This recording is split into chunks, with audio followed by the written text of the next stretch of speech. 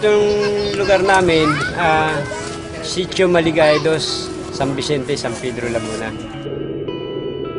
Siyempre, alam mo naman, ganitong lugar, squatter area, tabing release, dikit-dikit ang bahay. Madilim talaga rito sa lugar ko na to. Wala kami dito sa loob, lagi kami sa labas. Nadadapa kasi madilim, yung dadaanan mo, hindi mo alam, may nakaharang. Tutulog na lang ako, lailaw eh.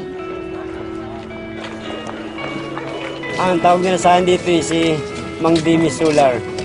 Napaliwanag ko yung mga bahay nila magdilim. Bubutas ka ng yero, lalagay mo yung bote, lagyan mo siya ng sealant, bago lagyan mo siya ng tubig na mineral, lagyan ng sunrox. Bago kabit mo sa bahay, lagyan sealant mo para hindi tumulo. Ganun lang kasimple yun. Dati yung ganito, kadilim nung bago ko pagkakapitan. Ngayon, nung kapitan ko na, ito na ang liwanag niya. Yan ang liwanag. Pumili po ako kasi bote lang, tubig. Maliwanag na yung bahay mo. Bumaba yung ano ko, binayaran ko ngayon.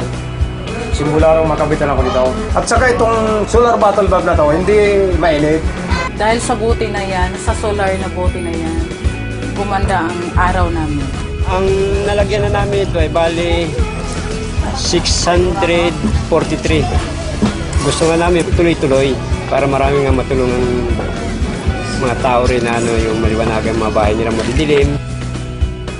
Parang katulad na rin ng bumbilya. Yung dati natin nakakalimutan at pakinabangan na ngayon.